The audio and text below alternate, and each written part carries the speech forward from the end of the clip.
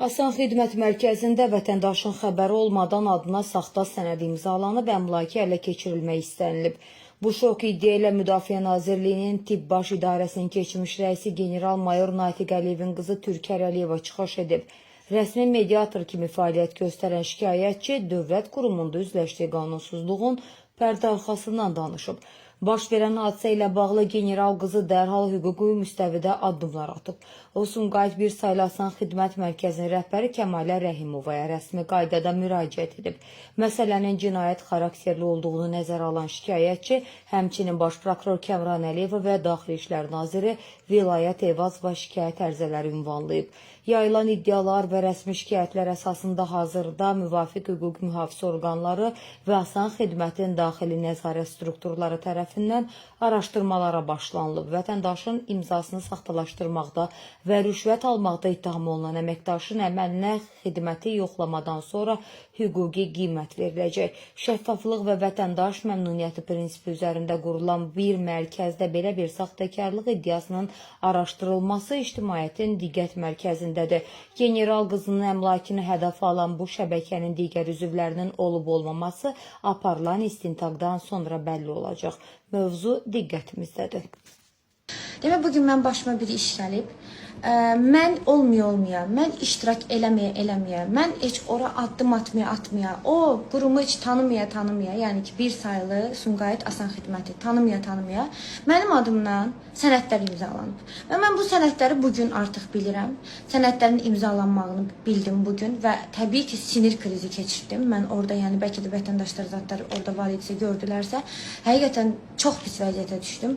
Və mənim adımdan mənim imzam olaraq götürüblər, mən imzalayıblar sənədləri və bu sənədlər aşkara çıxır. Və mən oraya gedirəm, deyirəm ki, siz kimsiz ki, mənim adımdan sənəd imzalayırsınız. Mən orada olmaya 04-07-2026-cı ildə güyəm ki, mən 04-07-2026-cı ildə güyəm ki, mən ora getmişəm, Asan Xidmətə getmişəm. Rəsmi şəkildə müraciətlərim var, onları geri götürmüşəm. Mən. Bugün mən yaxınlaşdım oraya, çıxdım qeydiyyat şöbəsində, oturan Bünyamin adı şəxs. Mənə dedim ki, Bünyamin kimdir? Mənə dedilər, o imzalayıb və sənədin altında da var, sənədləri də paylaşacağım. Düşünün ki, sənədin altında Bünyamin yazılıb və o Bünyamin mənə deyir ki, çox üzr istəyirəm, səhv eləmişəm, sizin adınızdan sənədlərə imza atmışam. Sizin imzanızı eləmişəm, çox üzr istəyirəm. Çox üzr istəyir. Yəni, necə olur bu? Yəni, onu aydın. Mən aidiyyəti qurumlara müraciət edirəm. Artıq müraciətlərim bir saatdan sonra demək olar ki, rəsmi şəkildə qeydiyyata minəcək. Amma belə də sosial şəbəkə ilə paylaşıram. Dostlarımdan xahiş edirəm ki, mənə kömək olsunlar, hamısı paylaşsınlar. Düşünün ki, mənim adımdan ərizələr yazılır, mənim qolumdan qollar çəkilir və həyati bir sənətə və mənim üçün həyatı bir sənətidir. Çünki mənim sənətlərim hamısı önəmlidir. Bəzi saxtakar, dələduzlar kimi deyilik. Bütün sənətlər önəmli sənətlərdir və mənim o şəxsi sənətimdir. Vətəndaşın sənəti də olsa eyni duruma eləyərəm. Amma bu mənim şəxsi sənətimdir. Mənim şəxsi sənətimi götürürlər, mənim adımdan imza atırlar ki, mən güyəm ki, bu sənəti geri götürməsini istəmişəm. Elə mümkün deyil, elə olmayıb. Kameraları təcili şəkildə dedim açsınlar. Kəmalə Rəhimova xanım dedi ki, biz indi aça bilmərik, biz indi belə eləyə bilmərik, biz indi elə eləyə bilmərik. Təcili mənə lazımdır ki, mən bunu dövlət qurumlarına müraciət edəndə kameraları qoyaq qabağa ki, mən harada getmişəm ora, mən harada qol çəkmişəm. Və Bünyamin adında vətəndaş, şəxs orada işçidir, 3-cü mərtəbədə oturur. Daşınmaz əmlakının qeydiyyat şöbəsindədir.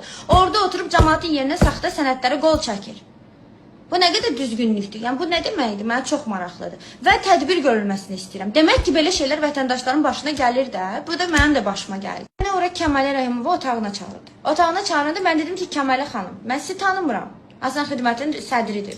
Böyük hörmət edirəm, amma tanımıram. Sizin işçiniz, BT-də işləyən, dövlət daşınmaz əmlakda işləyən işçi, BT-də 3-cü mərtəbədə oturan Bünyamin adında işçi boynuna aldı ki, mən səhv eləmişəm, üzr istəyirəm sizdən. Adam öldürüb, sonra deyir ki, üzr istəyirəm sizdən. Bax, elə bir durum. Bu mənim həyatı sənətimdir, bu mənim həyatım bundan həll olunan bir sənətidir. Bu mənə lazım olan bir sənət idi. Amma siz sənəti götürmüsünüz, mənim adımdan pula görə, bütün də kimdən 15.000 pul almışsınız, nə eləmişsiniz? Bunlara görə mənim sənətimlə oynamısınız, mənim həyatımla. Mən qanunla, qayda ilə sizə göstərəcəm ki, qanun, qayda, Azərbaycan Respublikasının qanunları necə düzdür, necə insanları cəzalandırır. Və buna rəhbərlik də daxildir, mən düşünürəm. Necə olur ki, mənim işçim saxta sənətə imza atır, mənim sənətimə, necə olur? Biz adi boşanmaya baxırıq. Biz boşanmaya adi boşanma dediyim, qətnamə, bax ki, biz iddia ərizəsi yazırıq. İddia ərizəsində belə saxta imza ata bilmərik. Bu ekspertizlə gedib təyin olunacaq, yəni. Mən bu işin üstünə düşəcəm, mən əl çəkməyəcəm, mən axıra kimi gedəcəm. Bu sənətim necə mənim yerimə imza atılıb, mən güyəm ki, iştirakçı olmuşam orada və ayın 4-ü mən ora gəlmişəm, 6-cı günə, 6-cı gün mən ora getmişəm. Yəni, çox dəhşət. Kameraları açdırın da, bugün açdırın kameraları. Siz niyə uzadırsınız ki? Nə orada saxtakarlıq eləmək istəyirsiniz ki? Kamera müddəti var, deyir orada. Kəməli xanım deyir ki, Rəhimova, kamera müddəti var Türkər xanım. Ola bilsin ki, bu gec oldu. Ola bilsin. Öyle şey olur. O nə deməkdir? O nə deməkdir? Mənim həyatı sənətim həll olunmalı idi burada. Sənətim ləğv olunur. Sizə görə, sizin saxtakarlığınıza görə. Hansı ki, Bünyamin 15.000 pul alıb kimdənsə.